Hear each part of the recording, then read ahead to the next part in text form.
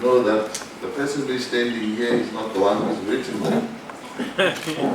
I earlier on saw the name of Mr. Eswatini, who happens to be a board member at ICA, but I'm Mr. Mashabane.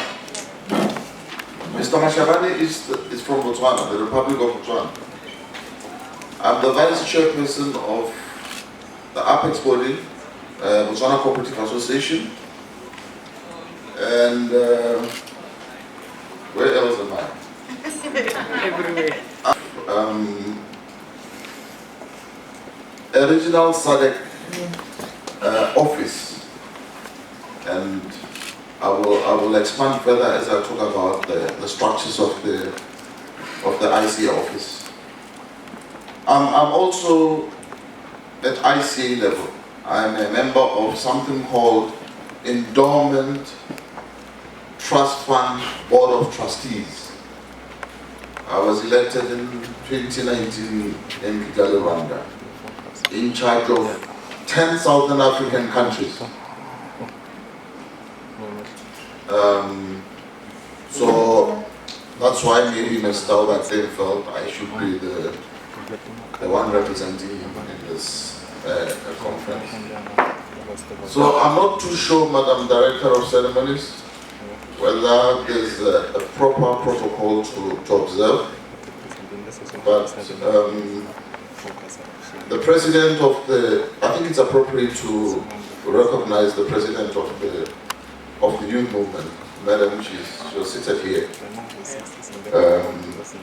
You want me to recognize you also? Yes.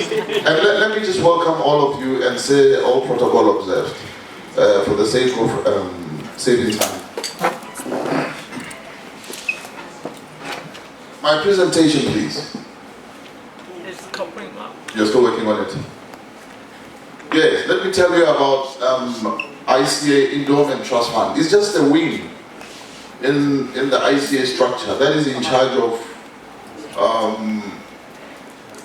assets and the monies that you pay as you affiliate to the organization. A few months ago, there were elections and it was done visually. The assumption is there were fair elections. Imagine they were taking place in Nairobi and the rest of Africa was participating. We would all assume they were fair, right? Free and fair elections. All countries in good standing were participating in those elections, except Swaziland is a member, but it's an associate member. It's in good standing, but it's an associate member.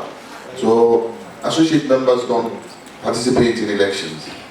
That is the time when we had a representative from Botswana by the name of Mr. Eswatini, who was elected as a member at large. And Nigeria took over from Mr. Mangobere, who was all along the president for I don't know how many years. No, I think he was there for 2 years because the last president died in Nigeria. He was called Mr. Mushiri. Yeah. Let me go to my presentation, please. ICA, International Cooperative Alliance, right? Not association, alliance. It's an alliance of countries from all over the world who have cooperative organizations who are interested in cooperatives. So it's an independent, non-governmental organization. Should I remove this? Yeah. ICA is an independent NGO established in 1895 to unite, represent, and serve cooperatives worldwide. The statement is clear. As clear as daylight. It provides a global voice and forum for knowledge, expertise, and coordinated action for and about cooperatives. So, I think it's self-explanatory that it's an umbrella body for all cooperatives worldwide. I think I should mention that, although it's not here, that the global office for ICA is in Brussels, and ICA happens to have 4 regions worldwide. It's ICA Africa, ICA America, then we have Asia and Pacific, then we have ICA Europe. Well, just before the Kigali Global Assembly, there was a word that was used, like Alliance Africa. So they amended the bylaws to do away with that alliance, because alliance is already featuring in ICA. That's true, eh? Yeah. So the ICA is the custodian of the statement on the cooperative identity, which includes 10 values. There's a missing S and 7 operational principles. Ndate Kumalo has been giving a lecture this morning about what cooperatives are all about. He talked about the principles and the values in detail, right? And I'm not going to bore you by going back to those things. Those are simple ICA stories, okay? The ICA members are international and national cooperative organizations from sector of the economy, namely agri, banking, consumer, fisheries, health, etc. means any sector. In Botswana, we developed something in 2011 called a cooperative transformation strategy, where we said any business that is in your head can become a cooperative.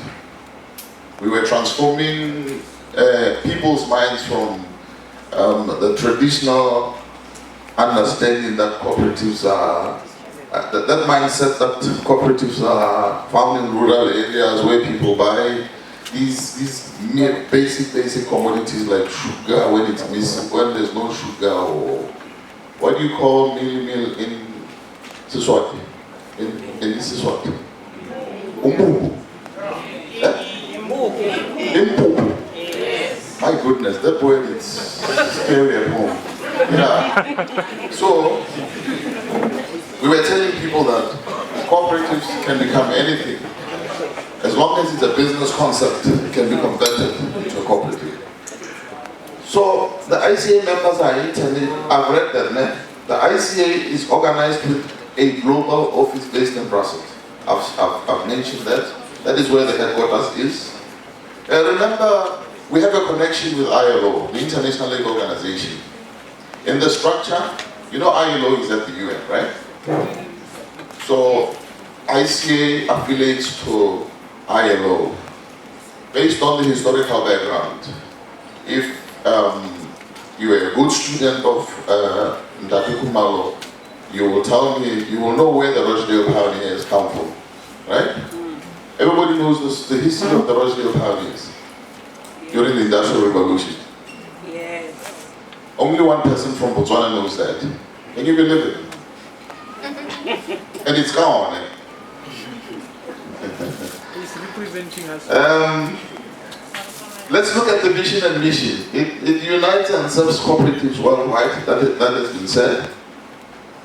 It's a custodian of the cooperative values, principles, and makes the case for the distinctive economic business model, right? It's the custodian of the cooperative values and principles. These principles, you were talking about the 6th and the 7th, right? Yeah. The 7th one came not a long time ago. The one about, what is it? Concern for the community. Concern for the community. It came not a long time ago. And it was also taken by the corporate world. They called it corporate social responsibility. That is to say, cooperatives don't exist in isolation. They don't ignore the society at which a cooperative is within its environs. So you should have consent for that community. And then we are saying the association carries out various activities in accordance with its objectives. Let's go. It's serving as a forum for exchange of experience and a source of information on cooperative development, research and statistics. There are those organs at ICA level, right? And you know how pertinent research is when it comes to dealing with multiples of people, organizations, sectors, and what have you, and information. You have to do a research and so forth and so forth. Yeah. Coordinating action for the promotion of cooperative development. Promotion of cooperative development, right? Coordinating actions, right? Collaborating with global and regional institutions, including United Nations organizations, with any other government and NGO, non-governmental entities which pursue aims of importance to cooperatives. I think that is where maybe DJRV comes in. It's one of those sectors that do collaborate with ICA for reasons best known to them. So, I'm talking to you. Yeah, I'm saying that that's probably where you factor in, right? Yes. I'm a cooperative. Okay. I'm a youth cooperative. Okay. Oh, I came late. That's the problem. I'm from that one behind you. Okay. That one, the snake. A sneaker. Yes. Yeah. Thank you, sir.